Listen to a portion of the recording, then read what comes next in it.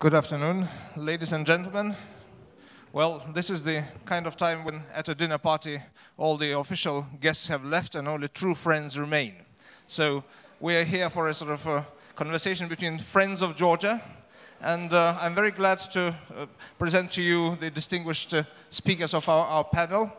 Minister Alex Petriashvili, Minister for Integration into the EU and to Euro-Atlantic integration, who has had a distinguished diplomatic career, and before joining the parliament and then becoming the minister, was among others ambassador to Afghanistan, and worked in the embassies of the United States, Georgian embassies in the United States, and had a long distinguished diplomatic career. Georgi Kandilaki, Member of Parliament, well, we share the same sort of characteristic that we joined the Parliament in 2008, but I think he's much more prolific as a sort of commentator and sort of public voice of his party in the Western media. And Eket Keshelashvili, whose ministries, well, the ministries of which she was a minister, it would be probably difficult to enumerate, but lately she was Deputy Prime Minister and Minister for Reintegration. Previous to that, Minister of Justice, Minister of Foreign Affairs, Prosecutor General, and the list goes on. Currently, she is the President of the Georgian Institute of Strategic Studies. So with these distinguished speakers, we will look at the perspective of Georgia after the Vilnius summit. Well, it still goes on. The people are still sitting in the Expo, but I think these are sort of the coffee that the lunch is, you know, sort of the coffee is being served, and the last guests of the summit leave the table. And in the summit, Georgia, along with Moldova, are sort of the only and clear winners.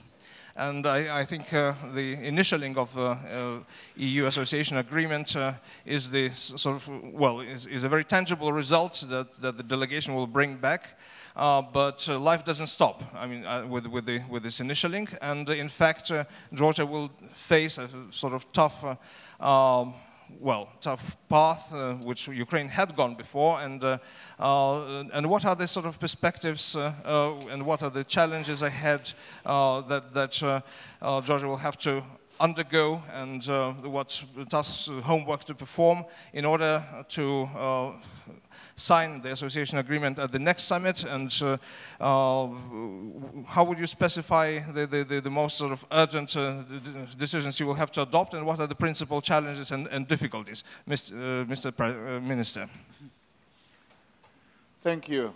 Thank you very much. It's a great honor and pleasure for me to be here at a very exciting day for Georgia. Let me start with congratulating my fellow Georgians on the occasion, historic occasion of initialing the association agreement together with the Deep and Comprehensive Free Trade Areas Agreement.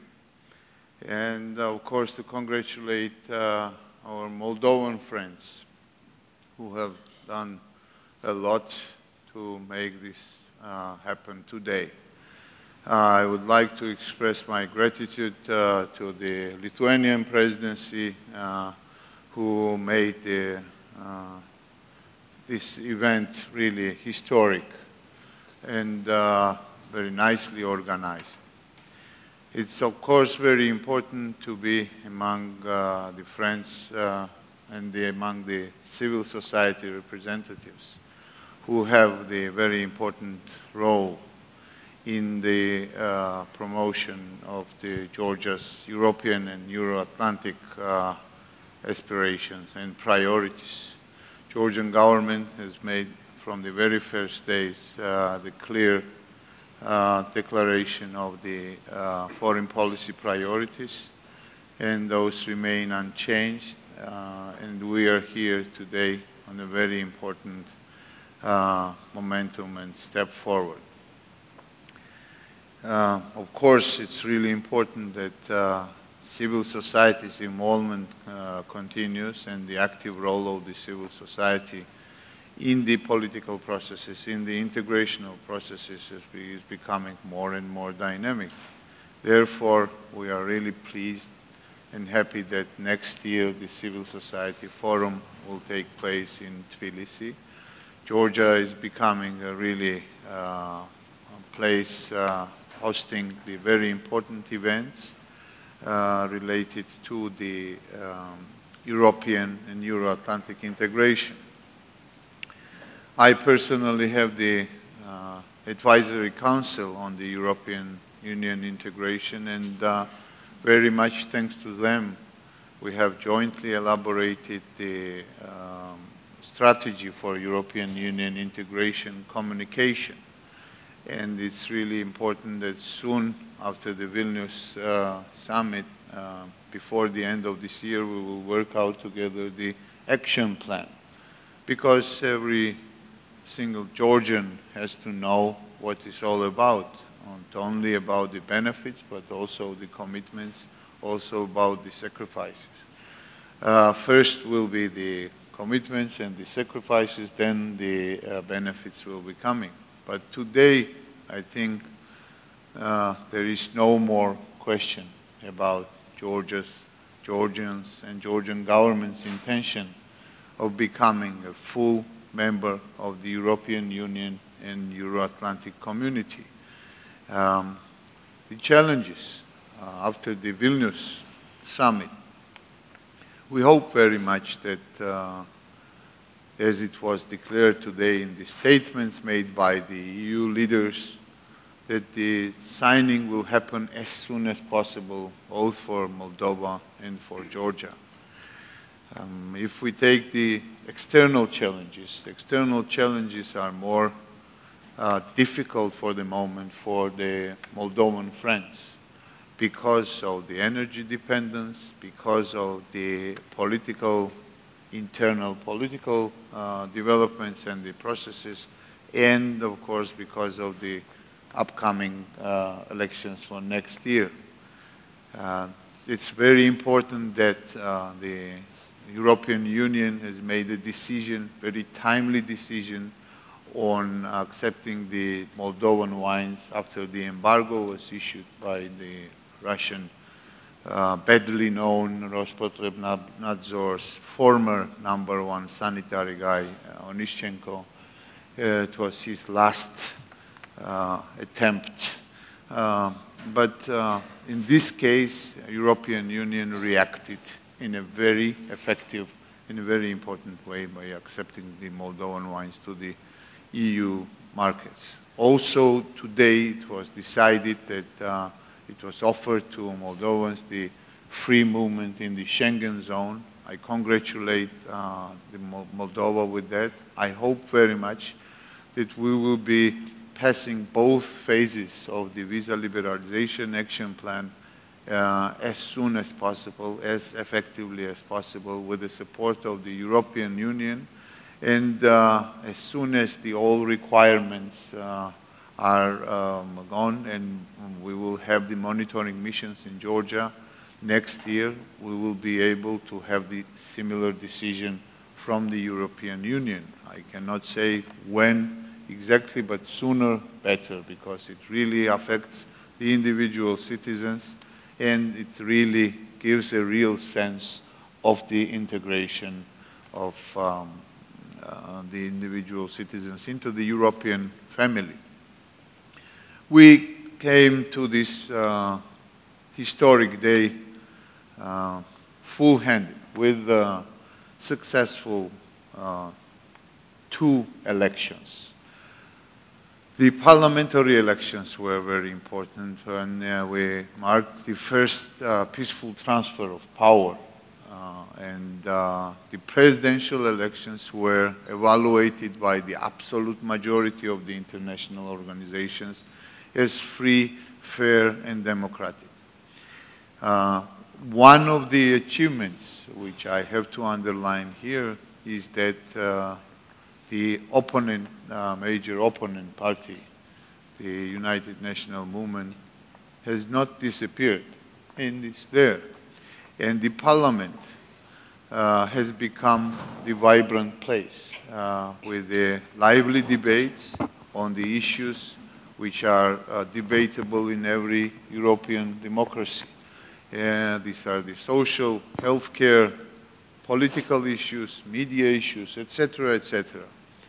But if we look at the results of the presidential elections, 62% have voted for the President Margvelashvili, 22 for the UNM, one of the leaders, Mr. Bakradze. In total, it's 85% who voted for Georgia's European and Euro-Atlantic path and the aspirations. It's a significant number, and I believe that it was very clear signal message from the Georgian people. Georgian people, Georgian government has demonstrated political maturity on their decision to go further with European and Euro-Atlantic integration.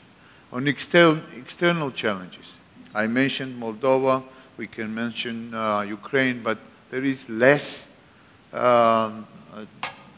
leverages from the Russian Federation on Georgia of the energy supplies of the economic type, despite the fact that we have reopened the export of the Georgian goods to the Russian markets. It's not of the existential importance anymore for Georgia to, if in case there is the cut-off again and the embargo is relaunched against the Georgian products. It will harm some enterprises, but Georgian enterprises have lesson learned from the embargo of 2006. They have improved the quality.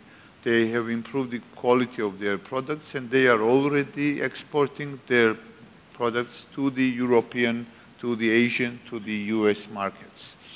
On the internal challenges, negotiations were tough, but the implementation of the reforms is even tougher, much more tougher. And we believe that with the support of the European Union, we will be able to do our best.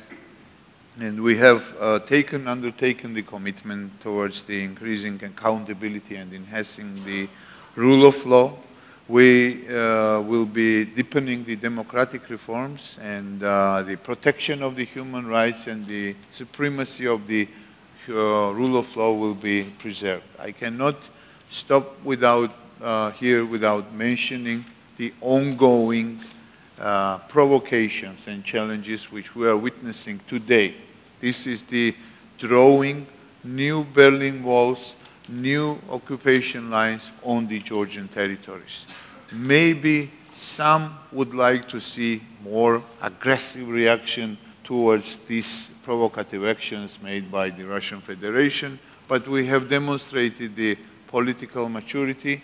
We are mobilizing the international community. We are taking care of our citizens who are starving from that kind of actions, and we believe that there is no alternative to the dialogue to be continued with the Russian Federation, with making very clear that there are red lines, and these red lines are Georgia's territorial integrity, the occupation of Georgia's territories, and fulfillment of 2008 August agreement, as well as the Georgian foreign policy priorities. Georgia's European and Euro-Atlantic integration is an irreversible and unavoidable process. Today, we start very important, quite a risky, challenging, but adventurous journey which will bring us to the European and Euro-Atlantic family. Thank you very much, and I'm ready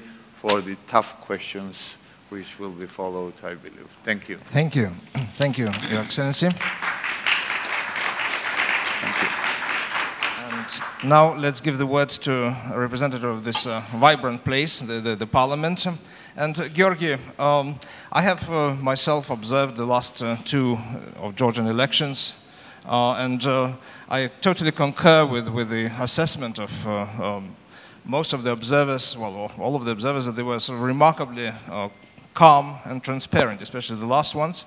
And the transfer of power, which was unprecedented until 2012, has happened twice or once in two acts, this is sort of a very good omen for Georgian democracy. And of course, one of the conditions of continuing integration into the European structures is adherence to democratic standards and human rights. So can we say that that Georgia has arrived, that there are no problems or lasting challenges for Georgian democracy, that this is a state which has made a transition and now is firmly sort of embedded in democratic procedure and values, and with a vibrant civil society? When such people like Mr. Ivanishvili joins the civil society, it will not be lacking for funds or prominence, as it has been remarked today. Is it the case?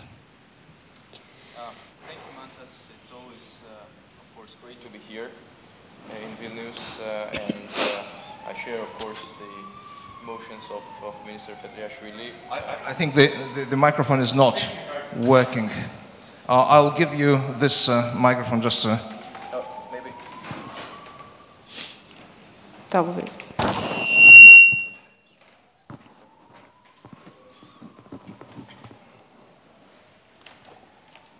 Thank you, Mantas.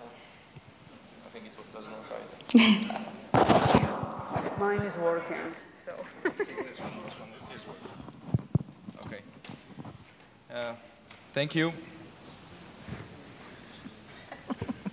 It is working. Just keep it close to your mouth, as it were. It's great to be here, and obviously I share emotions of Minister Petriashvili, and indeed in Vilnius deeds of many years were complete. Work of many years, 80% of this very painful, sometimes work was done under the previous government. We're happy indeed, and in that the new government has our support, that the new government completed this work and finalized it here in Vilnius. Generally speaking, we like to portray ourselves and to think of ourselves as a responsible opposition, and so we do not shy away from extending support where we think the government is doing a good thing. One ally that Friends of Georgia or the government, whenever it wants to do a good thing for Georgian democracy, have in the context of European integration is this very strong pro-European public opinion. I think this is something that makes Georgia rather different from some countries with which it's often compared. Public opinion, strong pro-European public opinion means that whatever is said or not said about Georgia in European centers gains incredible prominence and actually influences real life. That also means and has meant that for all these years, this enabled government or our government to take painful decisions and reformist decisions and implement the reforms that that have delivered. On the elections, indeed, the peaceful transfer of power, many times it has been said in itself that that's an achievement, and we like to take this credit for building a kind of system in which the electoral transfer of power can take place, first time ever in our region, and nothing happens, nobody is killing each other. That in itself is an achievement. But obviously it's important what happens next. So that we have next elections and then the other elections, and then we have these cycles as in all normal democracy. So now I think the ultimate question is to ensure whether that will be or will not be the case. On the recent presidential elections, indeed, people like to say how less polarized or confrontational it was. But I think one reason for that was the kind of campaign the opposition conducted. I think many things happened in Georgia for this last 1 year for the first time ever electoral transfer of power. Obviously moving to the sort of more parliamentary republic. But one thing that also emerged first time ever is the kind of the sort of new standard of responsible opposition that I should be very open, never had before. Today, first time ever, Georgia has opposition which basically plays according to the rules, which, for example, doesn't question the legitimacy of the system. doesn't call for things like let's overthrow this bloody regime tomorrow and things like that. And I think this one symbol of this responsibility was the campaign that our candidate, former Speaker of Parliament David Bakradze, conducted. Despite numerous attempts to disrupt this campaign, including through violence, and we had around 40 instances of attempts to disrupt this campaign, David would always sort of manage to cool things down. Even when sort of things got out of hand and there was violence, still the discourse would be issue-oriented and very sort of the kind of criticism that you would expect any responsible opposition in any civilized society. So I think that that largely influenced this climate, the responsible approach of the main opposition party. And this was not easy, I should say. It was not easy because while we heard sort of well-worded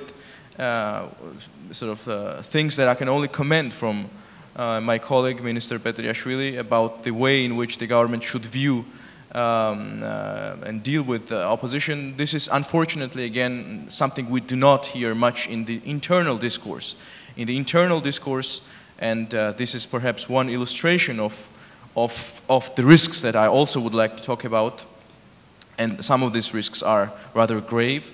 We often hear overtly confrontational rhetoric from key leaders and decision makers of the new government, which would, for example, include calls to destroy, and I'm quoting the main opposition party, the now former Prime Minister Bidzina Ivanishvili, whose, by the way, departure, quote-unquote departure, raised more questions than answered them.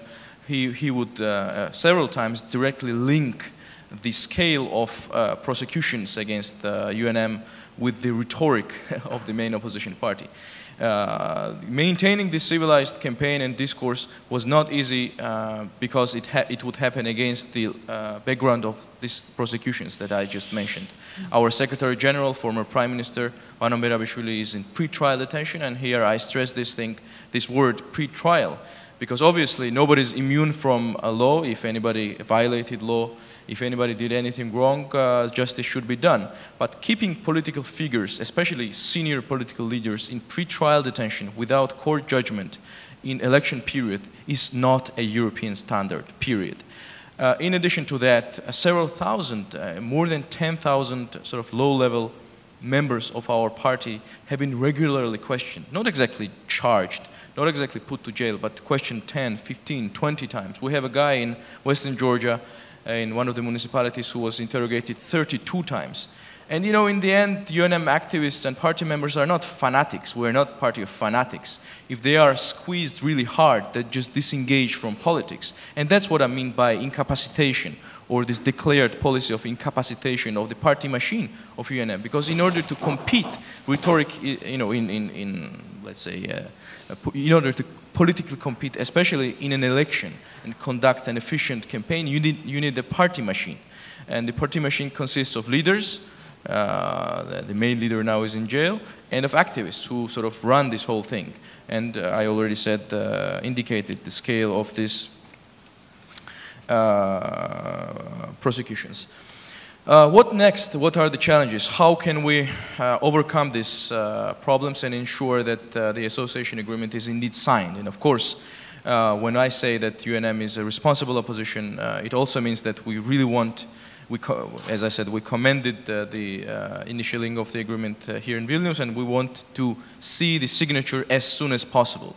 So for that to happen, I think the main condition is to convince our friends in the government to sort of refocus from this campaign of retribution, from this declared campaign of retribution. And indeed, and this is one important worry after Vilnius summit, we do expect, and this is declared, it's not something I heard somewhere, ministers, leaders would say that out in the open, we expect a new wave of arrests.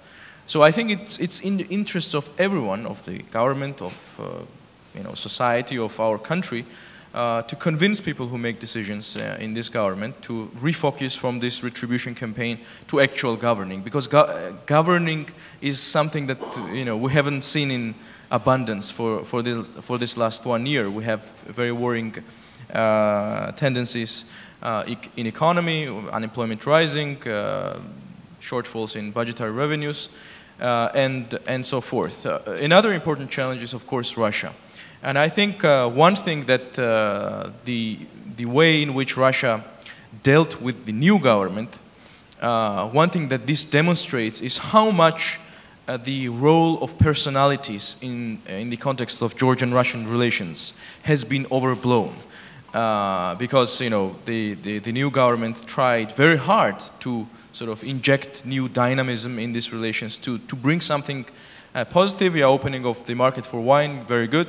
Who can be against it? But in exchange, we get new sort of 21st century Berlin Wall. Every day we hear that in this village, that village, this small town, new barriers, barbed wire, and so forth. So I think that well exposes that the hostile attitude of the Russian Federation towards the idea of Georgian state is conceptual and actually not caused by personalities. Russia continues to maintain three-layer strategy towards Georgia, I should say. The first layer is, as for this many years, it's political military. Second is ideological, and this is one dimension and component of this democratic backsliding, which can unravel, but hopefully will be sort of brought to a halt. What do I mean by ideological? I mean the rise, an unprecedented rise of this anti-Westernism and sort of xenophobic, hate, violent groups. Well, 10% of Nino Burjanadze, who ran on this open platform of, you know, all of UNM to jail and, you know, let's go to Moscow and let's end the NATO dream, means that there is not so much social demand for that. But I think, you know, the occasional endorsement of such groups, including by Mr. Ivanishvili, is a serious problem and contributed to aggravation of this tendency. One symbolic expression of this tendency is the, to me, shocking mushrooming of Stalin statues in Georgia. And the final component is obviously economic. Minister Petriashvili is very much right that as opposed to, let's say, Ukraine, Russia doesn't have too much tools of influence over Georgia's future. Russia already used many sort of tools that it had, including military invasion, obviously, and because it imposed the blanket economic embargo in 2006, and as Minister said, our businesses diversified their markets, the economic tool isn't that important. Obviously, energy dependency isn't there anymore either, and all of that is, I would like to think, the credit of the previous government. But I think vigilance should be maintained, and I end there, that once the Russian market is open, which is very good, so that we don't get into certain kind of traps into which Moldova got, for example, and we don't become too dependent on this unstable and unpredictable market. Thank you very much. Thank you, Georgi. And Eka, I would like you to pick up where Georgi finished. Observers have noted that now that very successful and proactive Russian diplomacy has switched to first Armenia and then lately, very lately, sort of Ukraine from this phase of integration, the heat will probably now turn on Moldova and Georgia. In your last ministerial incarnation, you were minister responsible for reintegration. That is to say, reintegration into Georgia of the occupied territories of Abkhazia and South Ossetia, or Tskhinvali region. Do you think that these territories will become a sort of Georgia's hostage, in a sense, in sort of adversarial tactic of your northern neighbor in trying to prevent your European integration? Or do you think that the processes of integration might actually facilitate the recovery and reintegration of those territories into Georgia? Very well. First of all, really, let me, for my side as well, congratulate everybody sitting in this room, friends of Georgia and Georgians primarily, obviously, with this very historic day. And it's been a common effort for many years that everybody sitting in this room has been part of. And civil society has played a tremendously important role in that process, and then will continue to play, obviously. And I'm not saying that because I am now part of the civil society, but then I truly believe in that. And great day for Moldova, obviously, as well. But then it's a time for reflection as well, because we've seen on the example of Ukraine that this process is not happening in the strategic vacuum. And this is the process which has its own geopolitical context in which progress of countries part of Eastern Partnership are progressing towards Europe. Maybe one can say that it has never been intended to be like that it has a negative effect into that, but it's clear that for Russia, again, it's not the game as our Ukrainian friends have said in previous session, but it's a battle for Russia as well in establishing its own project of near abroad in the way how Russians previously, historically would call that. And then I'm afraid Ukraine, however critical and pivotal for that it is indeed, we are not out of that concept. So when we speak about challenges that will be coming, and then with the deadline that we could keep in mind that Putin himself on a number of occasions reinforced, being January 2015 as the date when there would be tangible development of the Eurasian Union, one can expect, based on the legacy of his performance, that he basically does what he says, that there is a serious action that will be accompanying declared goals of Putin. And Georgia will be willingly or not willingly affected by that. One can definitely judge, again, what could be the leverages Russia could use against Georgia. At this moment of time, energy is out of the question. When we speak about the economy, it's not the big leverage Russia could play out. But at the same time, one caveat that I could put in terms of the economic openings of the trade-related issues with Russia, it's not as easy. I wouldn't agree with the minister in that reconfigure the markets is not a very easy thing to do. So when Russia closed markets in 2006, when Russia was at the time 80% of our market, obviously one cannot compare proportions to the current one at this moment, but it is extremely difficult for the businesses of the type of development that our businesses are to reconfigure their market orientation. So if our businesses, wine, that be mineral water or agricultural products, enter Russian market with all the specificities that Russian markets possess in themselves in terms of corruption and different way of doing business in Russia that is not very much connected always with the quality, then it could be very hard to go back to the Western markets for the same companies which don't have high level of production, and then some of the main production lines that they might have could be already directed to the Russian market. So I would be cautious with the opening of the trade with Russia from that perspective, not in the very short-term perspective, but then over the time that could be a leverage Russia once again could use against Georgia if there will be need for that. But again, we have to see if we will be in that long-term game with Russia anyhow. So what are the left sort of options? And one additional issue that we haven't spoken about, Georgia is not, again, in geographic terms, in the vacuum in Eastern Partnership dimension, if we speak about that. So Armenia and Azerbaijan, our immediate neighbors, we all know what happened with Armenia. We know that Russia is very tough with Azerbaijan. They had big pressure on Azerbaijan. Azerbaijan has its own strength, how it is withstanding the pressure of Russia when it comes to customs union and then potentially Eurasian Union, but it doesn't mean that Russia doesn't want them to be part of it.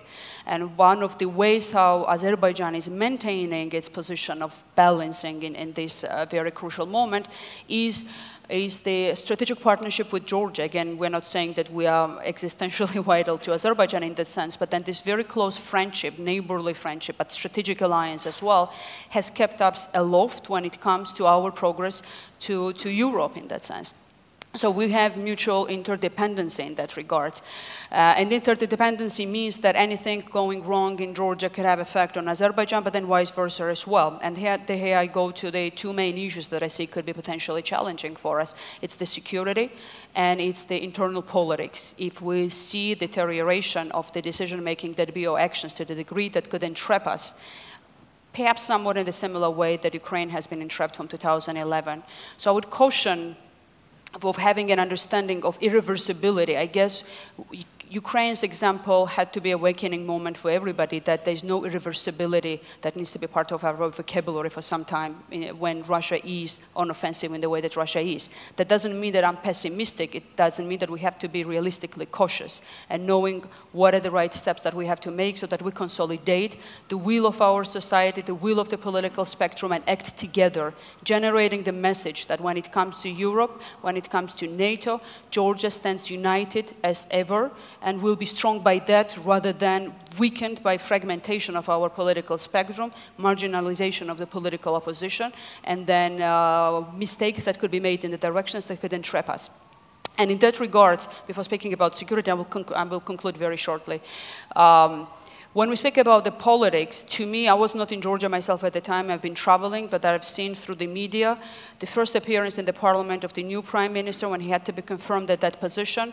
I've been very worried, frankly. His language, his body language, tactical way of approaching the opposition, substantive terminology he used were very worrying. If that's the first appearance of the new prime minister in the parliament where he has to be confirmed at that position, I'll be very wary and then will be very active on the side of international community to give him a learning curve in a positive way so that he understands that that's not the way how to treat opposition if one really cares to have pluralism being the foundational basis of the strength of our society and of our country when it comes to the European future of Georgia.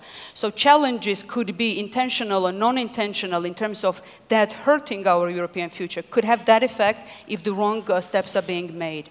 And when we speak about the security, again, I mean, it's not a matter of tone, how we speak with Russians, how we try to dilute the tensity, whether or not we rebrand our Ministry of Reintegration into the conciliation, national conciliation or national equality type of the ministry, diluting the focus on territorial integrity ourselves, because ultimately it all comes down to the basics of what is the problem that we face with Russia.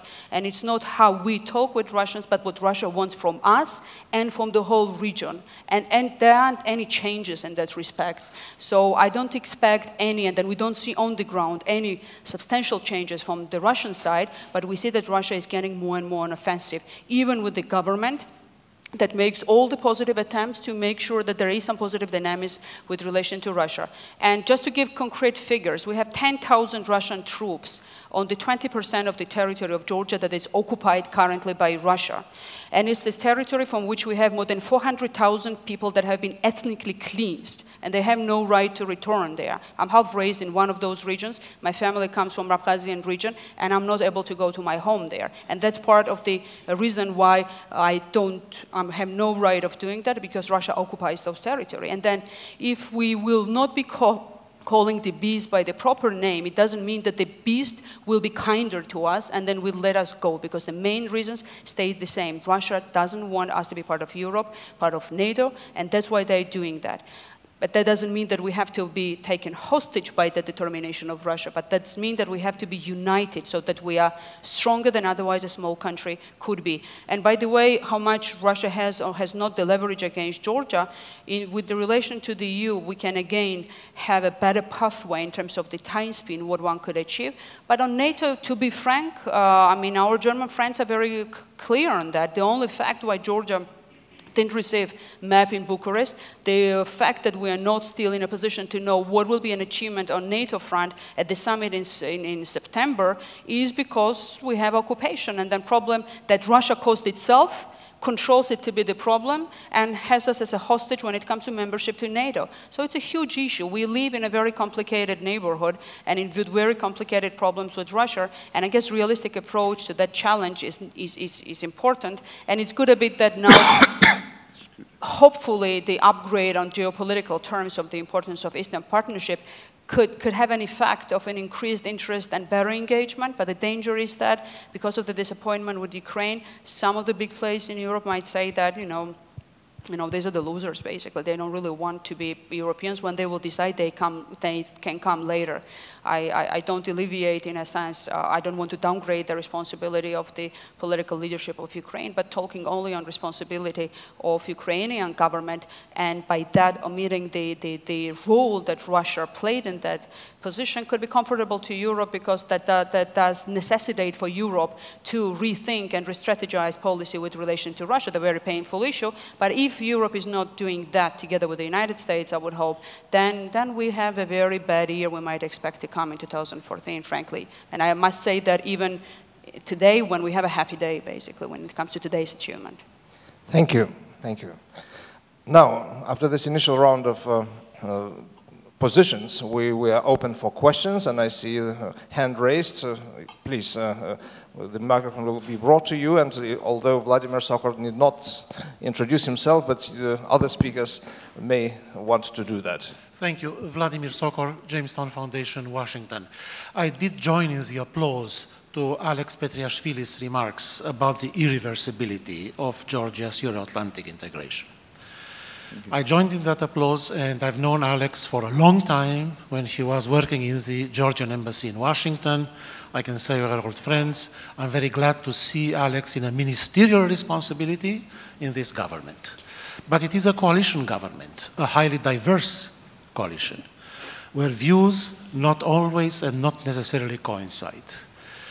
I share Eka's shock at new Prime Minister Garibashvili's appearance in his confirmation hearings, and I stress they are confirmation hearings, in the Georgian parliament, when he openly and repeatedly threatened the opposition party with a new wave of arrests and addressed the opposition leaders and representatives in an unspeakably arrogant, brutal way, completely at variance with European parliamentarism. I was shocked by it, and I can refer to you to the article I wrote about it in the Eurasia Daily Monitor of November 21. You can see there a detailed account of those confirmation hearings. And I'd like to, Alex, you were also at the Riga conference in September of this year, as I was, when Tom Ilves, Carl Bildt, and Radek Sikorski publicly cautioned Prime Minister Ivanishvili, then still Prime Minister, against another wave of arrests. At the beginning of this month, Carl Bildt gave an interview to Radio Free Europe, Radio Liberty, in response to a question, would the prosecution of Varomir Abishvili and other opposition leaders have the same effect on Georgia that the Timoshenko affair has had on Ukraine? Carl Bildt replied, and I quote, "It would be much worse. It would isolate Georgia from the West, and it would reduce the entire agenda of Georgia-West relations to this issue, which would work against the national interests of Georgia." So I hope you can take this message home, my dear friend Alex. And finally, to pick up on another point of Eka, about the possibly unintended effects of the DCFTA upon Georgia and Moldova. The DCFTA promotes conditions for foreign investment. It is a great tool in that regard. But that foreign investment will not necessarily be from Europe. It could be investment from any place, by businessmen, including Russian ones, who would be interested in establishing joint ventures in Georgia or in Moldova to take advantage of access to the market of the European Union. And we can end up with a situation which would contradict our initial expectations, in which Russian investors, cash-rich, would snap up Georgian companies or Moldovan companies before Western investors come in. The Russian investors may be faster, may be quicker. They have a common language, Russian, lingua franca in several countries. They are more risky, more adventure-prone. Their standards are less than those of the European investors. They might rush and be first to snap up companies. And this is not what we intended with the DCFTAs, and there are already examples of that. Georgia's mineral water Borjomi, a national asset, was sold to the Russian oligarchs from the Alpha Group at the beginning of this year. in expectation of better investment conditions and market access promoted by DCFTA. It happened in March of this year, in expectation of DCFTA. Alpha Group. And then in Moldova, in September of this year, Chisinau International Airport, the only real airport in Moldova, was handed over in a concession for 49 years to a Russian company from Khabarovsk, such a European orientation, Khabarovsk, headed by a former KGB FSB officer in his official biography, and being part of a holding owned by the Chechen family Basayev, who are among Putin's Chechen's favorites. So this is how DCFTA could inadvertently turn out. And my policy recommendation to Georgia, Moldova, to the European friends of Georgia and Moldova would be not to take a laissez-faire approach to such acquisitions, to develop a mechanism of protection that might not look like laissez-faire, but it would effectively advance the European orientation of these countries' economies. Thank you. Thank you. We will take a couple more questions and then we'll give an opportunity to respond to all panelists. So in the order of hands and seniority, then Andres Kubilius, and then you, and then we'll have opportunity for answers, and then next round. It's good to have a moderator from your own party. So but really, again, congratulations with the events of today. Really, we are very happy to see what was achieved. But of course, again, post-Vilnius strategy and the questions which are, unfortunately, I will perhaps repeat what Vlad Sokor said. I'm thinking, so of course everybody of us understands after Ukrainian failure the pressure of Russia on Georgia and Moldova post-Vilnius, during the post-Vilnius period will be much more strong and stronger and more painful. And I doubt if, well, I am wondering, so if I would be in a place of President Putin, which I don't want to be, but if I would be... Why not? No. If I would be, what I would do? I would not look for any kind of economical, you know, pressure or let's say military pressure, but I would target all my efforts to influence opinion in capitals of EU, using soft power and let's say pushing forward Georgian government wish to make political pressure and selective justice on opposition. That's what I would do. It's very cheap, it's very easy, and the results will be really very effective in the capitals of Europe. So my question is very simple. What we saw till now, selective justice, you know, in Georgia, some of those developments and events, is that totally of Georgian origin, or is that sometimes also with the influence of our big friends from the East? Very simple question. Direct instruction. Thank you. Thank you. One more question, and then we'll have an opportunity to respond. My name is Bartek Tomalik from Poland. I work in various development NGOs. I want to ask you about two challenges inside Georgia.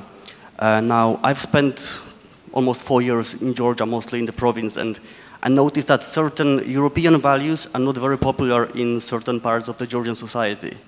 I would say issues like the tolerance for the sexual minorities or gender. We've seen last year demonstrations in Tbilisi when the crowd almost smashed the homosexual activists.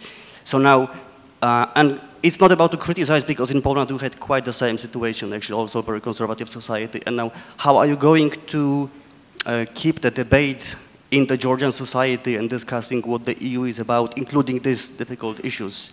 And do you feel that this debate is already happening? Is this enough? And the second challenge, of course, Abkhazia and Ossetia. This is a question to the government. Are you going to present to the Georgian society that you would like to see the EU membership with Abkhazia and Ossetia, with the territories where the Russian tanks are based at the moment? Or are you going to say that you would see the membership without them, which is very difficult to accept for the society? How to deal with this? Thank you. Well, now we have a plate full of questions, so Your Excellency.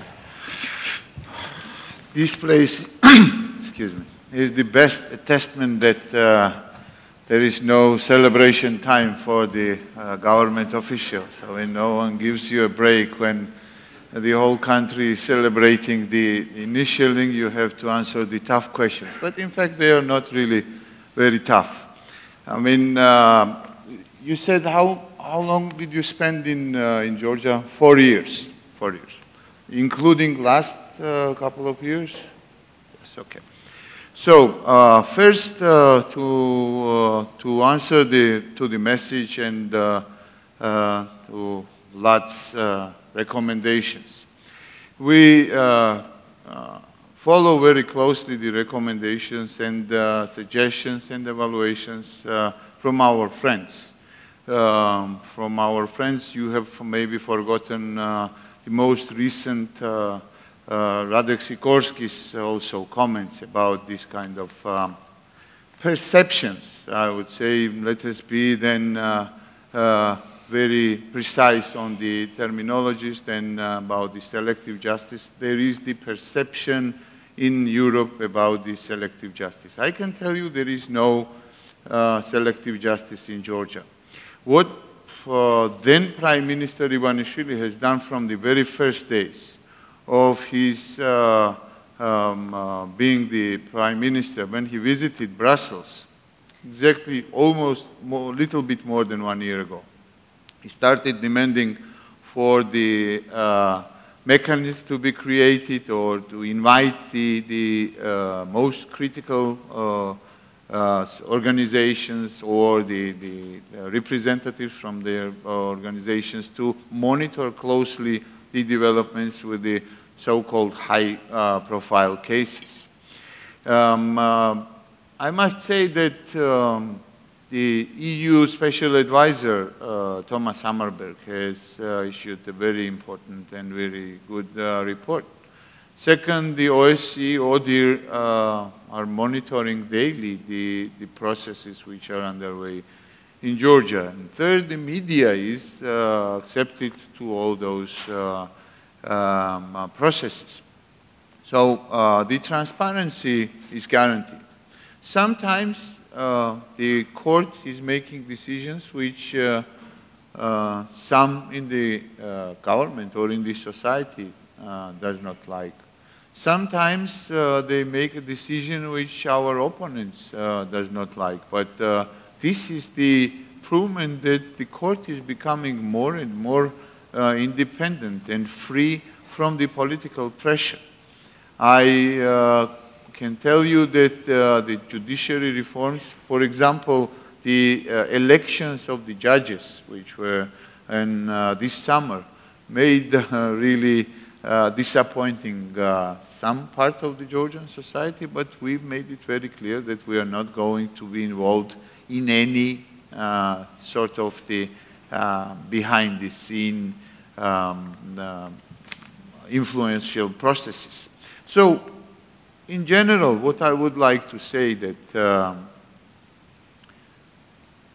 first of all, I would like to congratulate former Interior Minister Erabishvili with the initialing of Georgia's association agreement.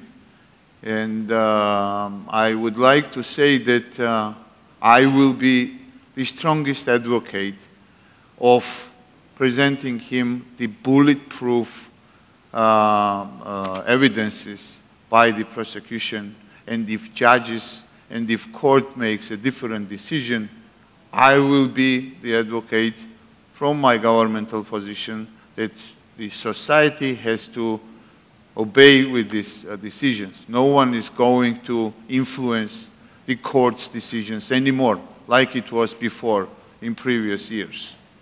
Second, about the waves of the new waves of the arrests. 12 days are gone since the inauguration of the president. The Prime Minister Ivanishvili has left the politics. New Prime Minister has been at the very vibrant place of the parliament, and I believe that, have you heard about any new arrests meanwhile? No.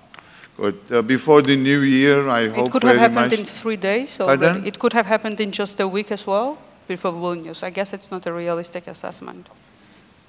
After I mean, Vilnius, to have the credit that in just 5 days nothing happened. No, I I'm mean, not going to take indication. credit about it. I'm not going to take, because I remember very well that when the Secretary Clinton was in Georgia on 6th of June, as soon as her plane was off the land of Georgia, you know, from Batumi, meeting with the then President Saakashvili, the arrests then were the arrests, and then was the situation polarized. And then we were hearing the statements which were not of the responsible politician. I commend my former colleague in my diplomatic career, David Bakradze, for his very reasonable type of campaign. I absolutely agree that this campaign was different. But let us not forget that government has committed itself not to use the administrative resources in this regard. We have taken a commitment. The Prime Minister Ivanishvili has taken a commitment. The President Margvelashvili has said very clearly that we are not going to have the political retribution, and none of my political opponents is worth of Georgia's future European and Euro-Atlantic integration. But I must say very clearly, there is no difference, neither for priests nor for the former government officials, if there are the questions, which are needed to be answered in a very democratic, civilized manner. I can tell you that we will be guaranteeing this by providing and preserving the supremacy of the rule of law. With regard to the Russian market, we are warning the Georgian businessmen. We are warning Georgian businessmen that Russian market is risky, and they know very well. They have taken the measures themselves. When I'm talking to the Georgian entrepreneurs, they are making very clear that their contracts are much more careful and guaranteeing them, protecting them in future. I agree that they should not be trapped, but they will not be trapped, I believe, and I hope so, because we will be introducing the new standards. We will be assisting them to get to the EU markets, and EU will be helping us based on the principle of more for more, reforming the whole country. The biggest challenge is the reformation and the modernization of Georgia. And on Abkhazia and South Ossetia, about your question. That's why I asked you for how long you've been in Georgia. There is no politician in Georgia who will even dare to offer any integrational process without Georgia's territories of Abkhazia and South Ossetia. And here I don't mean neither our opponents nor ourselves. And I can tell you there is no reasonable force in Georgia which will even dare and think about 1 centimeter of Georgian territories. And we made it very clear to the Russians as well that there will be no price for negotiable. This is unnegotiable Georgian territorial integrity and Georgian foreign policy priorities. On the May 17th events, just recently before I left for Vilnius, the Intergovernmental Commission, Interagency Commission has been established based on the decision of the government, where the representatives of different confessions will be included.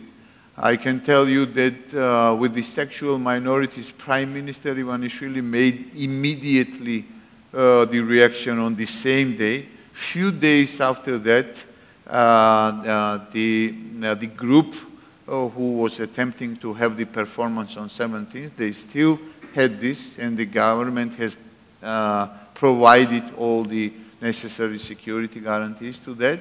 And I can tell you that there is the investigation ongoing, and there are the certain decisions with regard to the priests.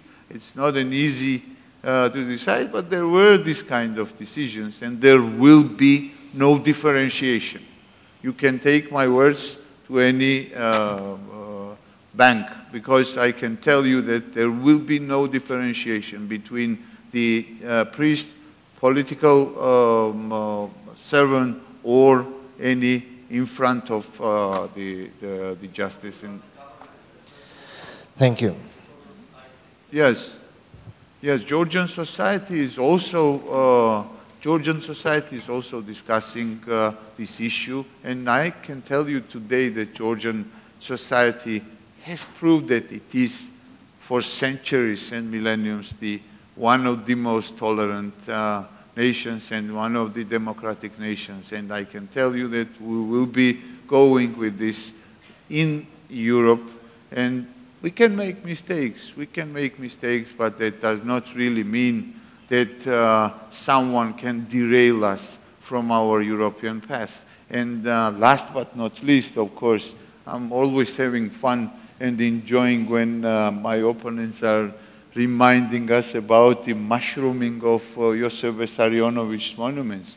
There is a very good song of the U2, With or Without You. I mean, with or without Stalin's monument, we will go to Europe. It's better if we go with him.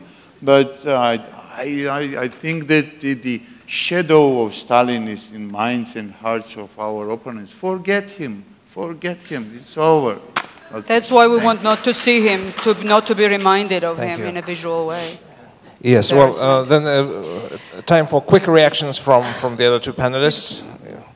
Ladies first. Well, you wanted to intervene also? I'll kick in on some of the issues. And again, it's not the time and format, I guess, and the flow where we will have to be bickering on the issues where we have disagreements. But then if we speak about one very symbolic issue, again, that identified the diversity of the components of the coalition, was a very bad incident which happened actually not after but during the visit of Rasmussen, Secretary General of NATO. If we compare that with what happened with Hillary Clinton's visit, when one of the leaders of the party that minister represents had clearly said that it was a sabotage to Georgia's Euro-Atlantic future. It was myself. You, and then I guess I Vika was as the well. Spartak. Yeah, I am. because I remember that Viktor Dolidze was on the same lines as well, so my memory sometimes doesn't serve in that detail maybe. So it was a very good statement. I give you obviously full credit for that. But the thing is that, again, when we speak about the guarantees, it's not the distrust that we want to have. And again, there are more trust than one can put in one part of the coalition. There is full distrust one can put on some other parts of the coalition, which are actually contributing to the very sentiments of the societies that you've identified when we speak about conservatism, xenophobia, and then all the phobias of that dimension, and pretty anti-Western, because we've had some components of coalition now even saying that the CFTA could be a challenge to Georgia's future economically, and prominent elected member in the parliament, again, part of the coalition. So that doesn't say that, I'm not saying that in order to undermine commitment that I fully believe, sincerely and genuinely, that minister says from his point of view, but just no disrespect that I don't believe that you have now the position to say that I can give you the word that none of that will happen, because we've seen examples where in coalitions, some strains of the coalition could have been more influential rather than ones that have 100% commitment to your Atlantic future.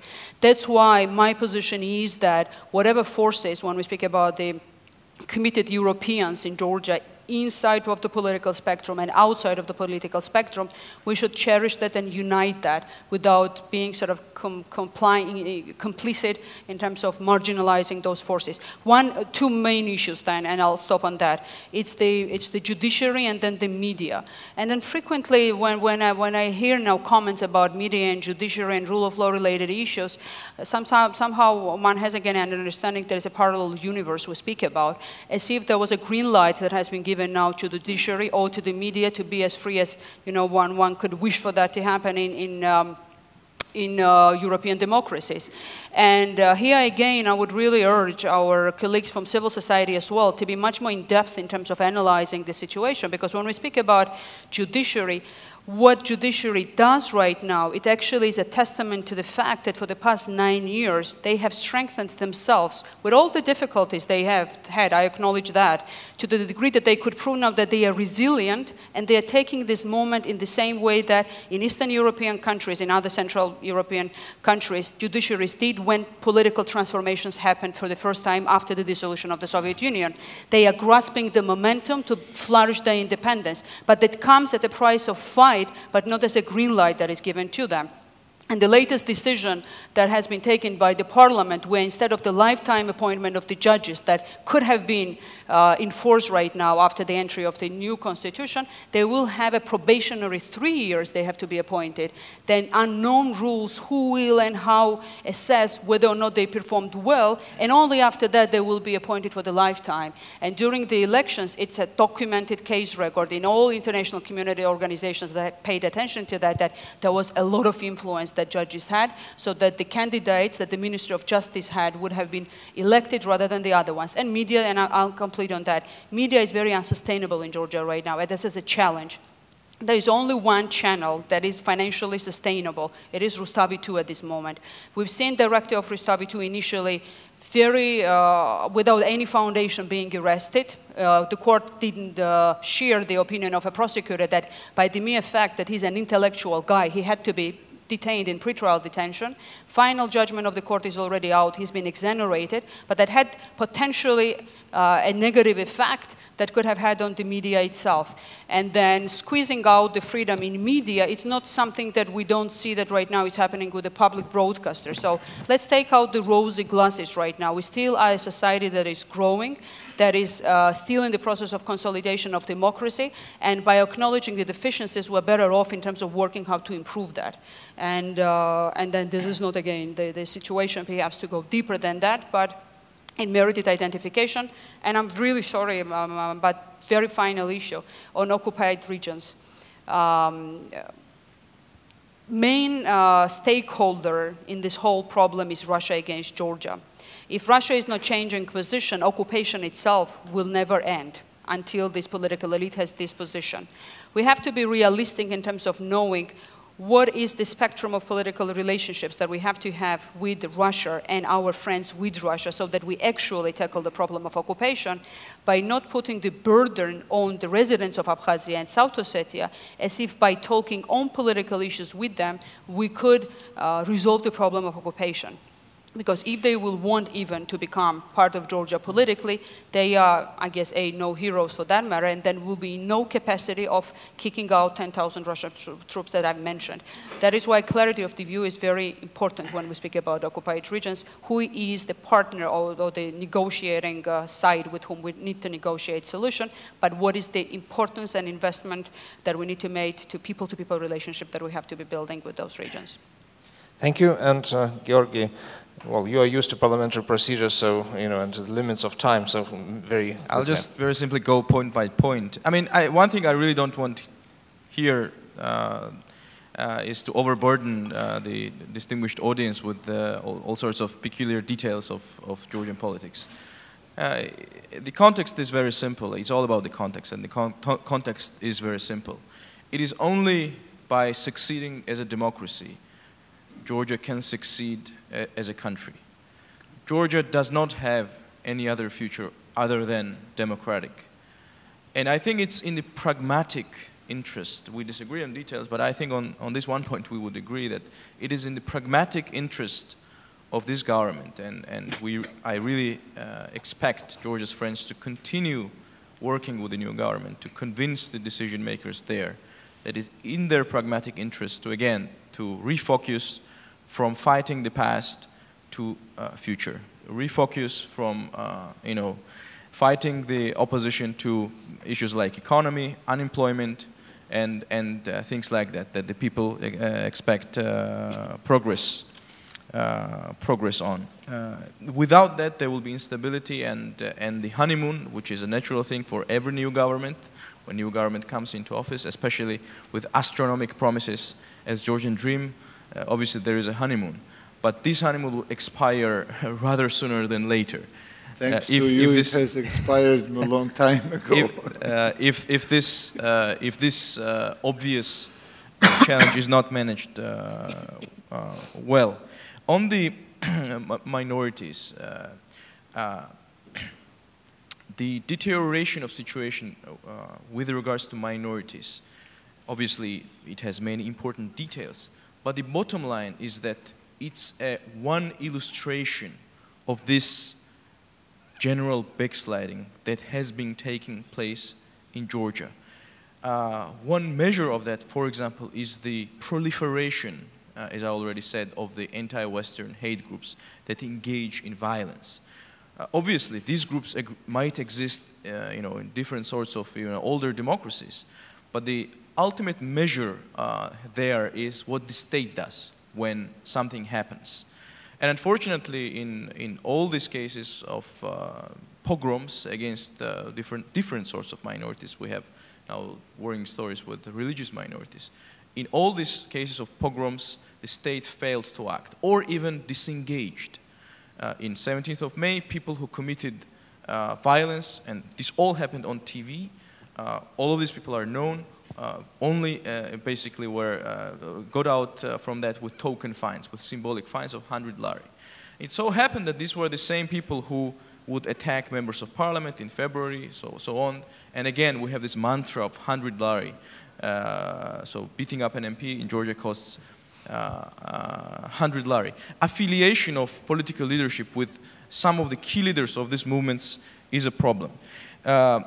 We never had, Mr. Petriashvili, obviously, nobody was perfect, including UNM government, but political leaders were never in jail.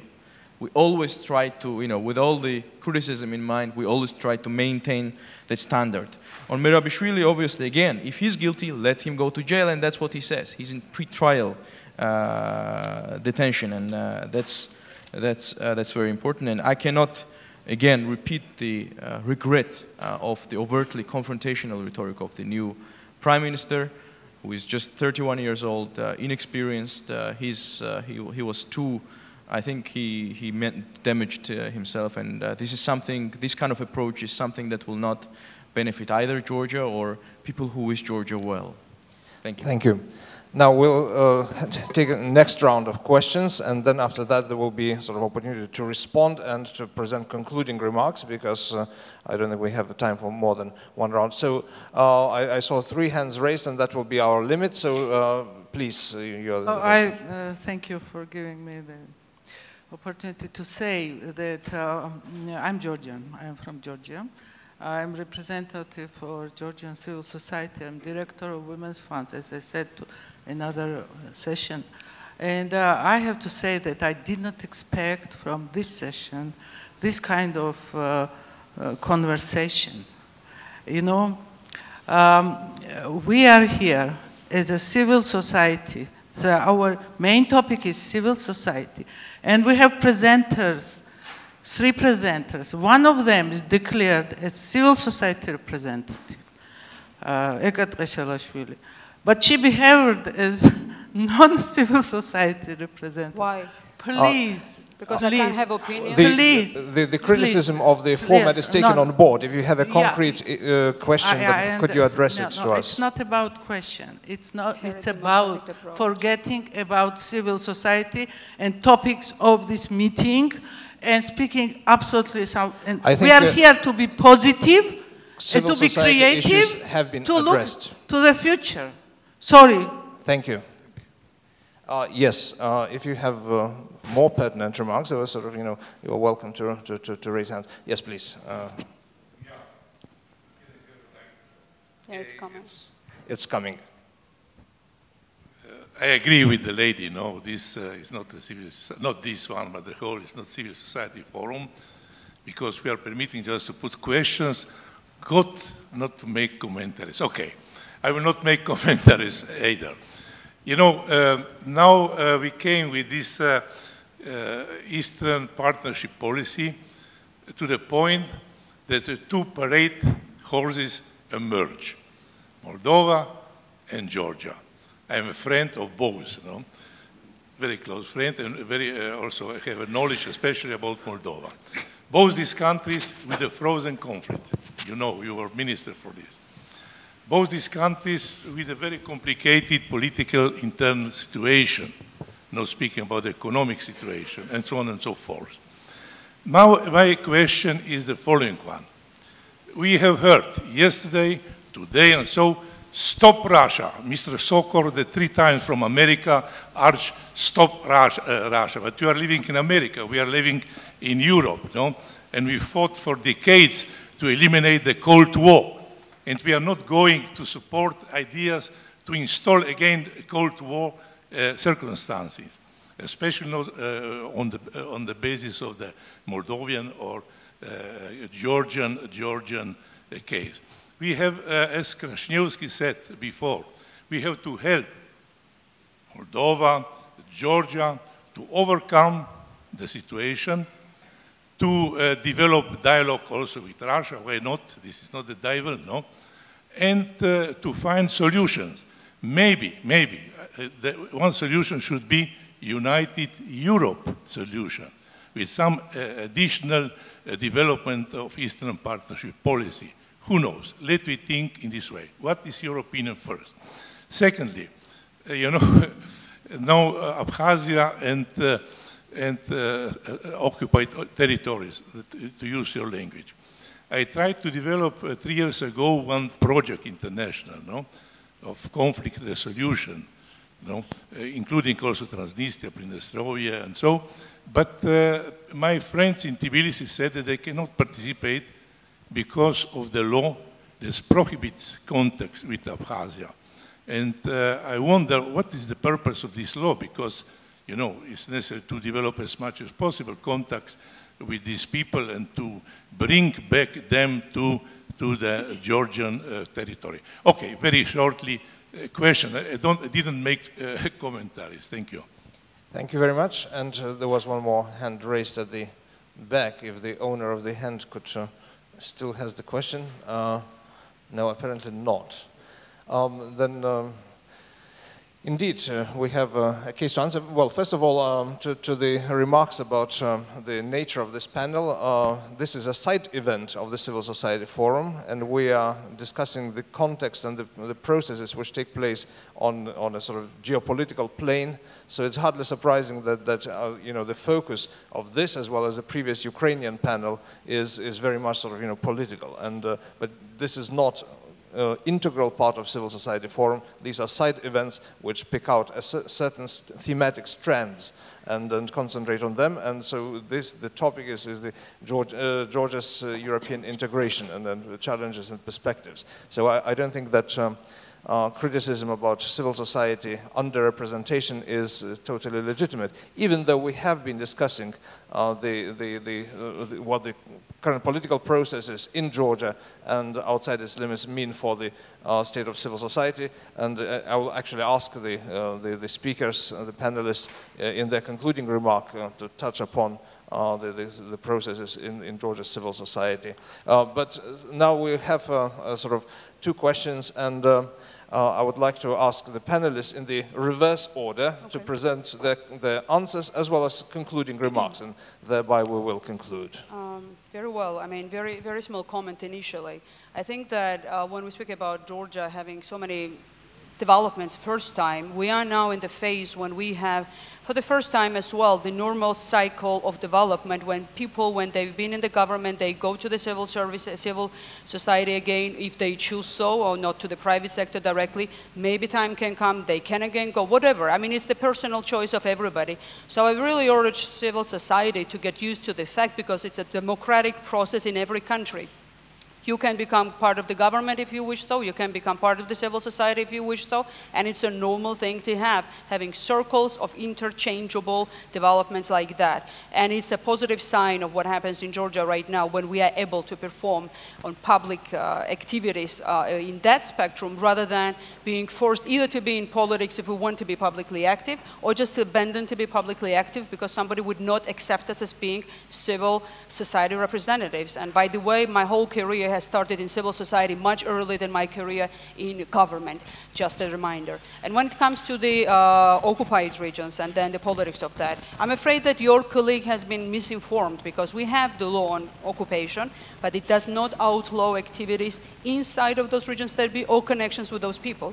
There are rules that are being set as a framework within which activities need to be conducted, but then a ban on activities inside of the occupied regions or outside of that is not true, simply. For more than 2 years, I've been engaged myself personally in helping out more and more development of the people-to-people connections.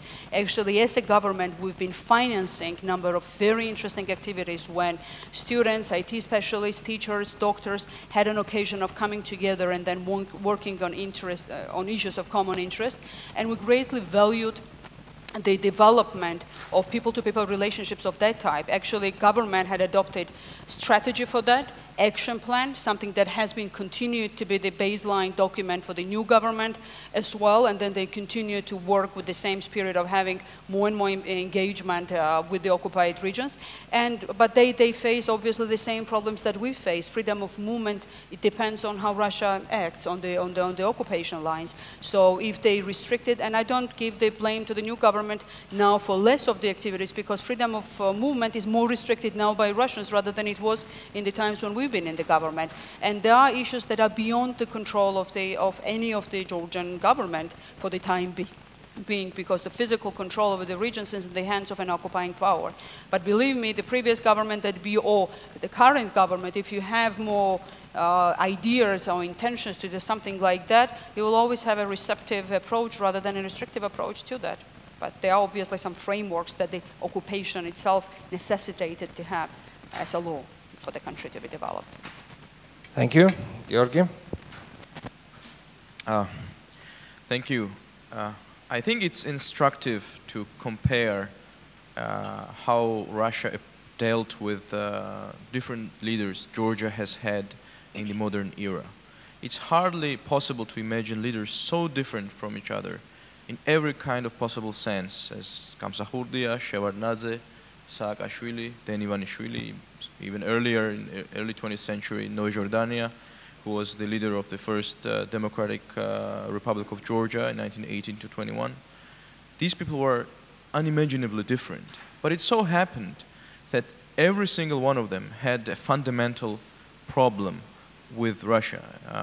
And in every single case, Russia was very harsh. And again, Nika was right that this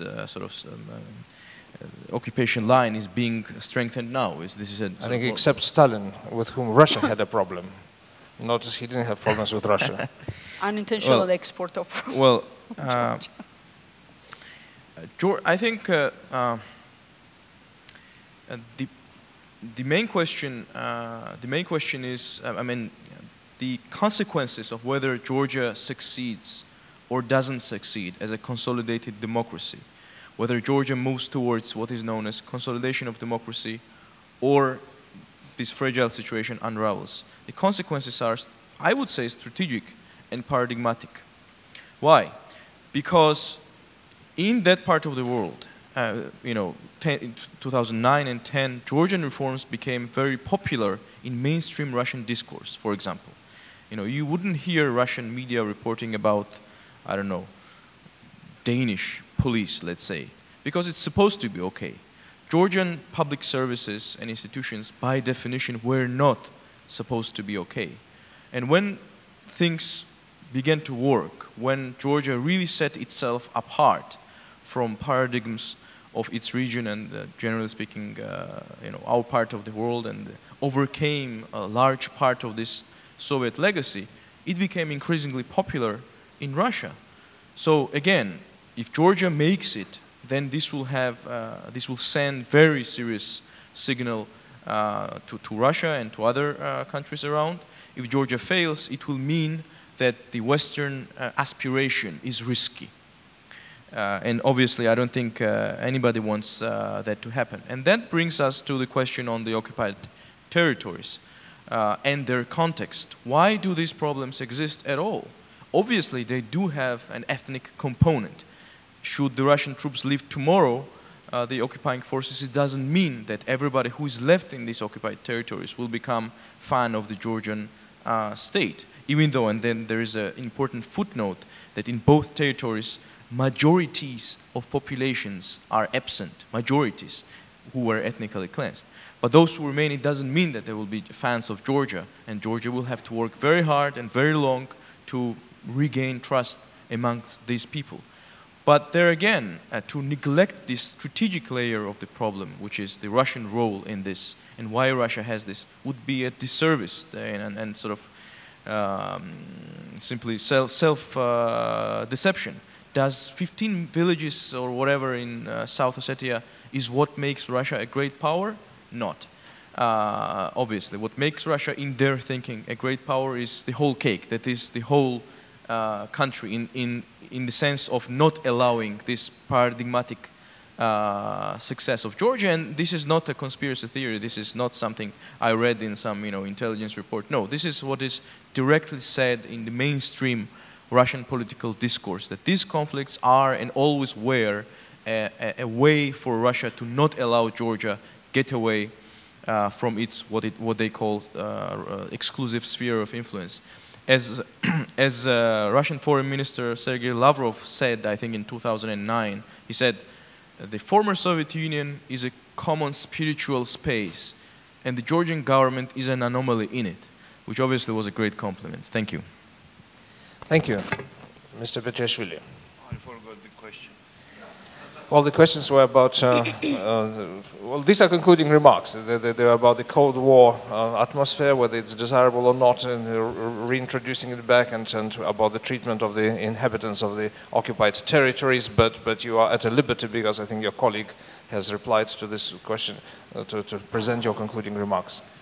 First of all, with regard to the occupied territories, when Vlad says stop Russia, that means we have to continue to mobilize the international community to really make it clear. Today, by the way, the statements made by the leaders of the member states of the European Union were very promising with that regard, that the cases with the Eastern Partnership member states have demonstrated that still Russia considers that there is the legitimate term of the near abroad. I'm proud today to say that in the association agreement, Georgia is the Eastern European state. I do not accept anymore the former Soviet Republic or the near abroad of the Russian Federation. That's the psychological revolutionary decision in a legally binding document decided that Georgia is the European state.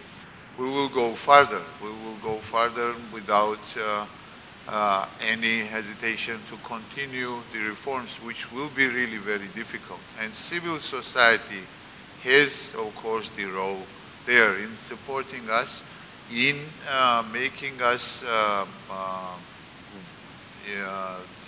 critical for this or that legislative initiative or the mistakes we can make, and we will be hearing to them very carefully. But what I would like to make it very clear that Europe, also an Euro-Atlantic community, has to demonstrate to their strategic partner that this is not the backyard of this or that empire. This is the state, European state with the European perspective, and sooner the ambiguity will be removed, believe me, sooner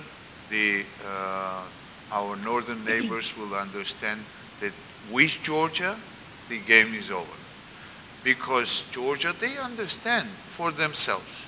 They understand that Georgia is the part of the different family, as on its way to the different family of the values, of the democratic principles. And whatever they can do, we will keep going, and nobody can derail us with this kind of provocations or whatever. But European and Euro-Atlantic community has to make a very clear message that it's not acceptable in the 21st century to erect new Berlin walls and to behave like that with their neighbors. Otherwise they will keep thinking, and we will see in Forbes that Mr. Putin is the most influential politician of the year, and now I saw that in Times he is also nominated for the most influential person of the year. So more they are led to act like that, to behave like that, more they will think that it is forgivable, it is acceptable. So I will join Vlad in saying that give the clear message and stop Russia. Thank you. Thank you very much, and let me thank all the panelists of this concluding event of the Civil Society Forum, Mrs. Eket Keshelashvili, Georgi Kandilaki, and His Excellency Alex Petriashvili. And let me conclude by saying that in the case of Georgian integration into the EU, more than just the fate of Georgia is involved. I think the case for vitality and attractiveness of the European democratic model stands or falls with Georgia. Whether our ideals can become sort of vital and can attractive for the countries of the Caucasus, I think Georgia is the flag bearer in this process. And let me thank the panelists and thank you for your patience on this Friday afternoon, for listening to our arguments, and conclude the panel what I always wanted to do by saying Sakartvelos Gomarjos.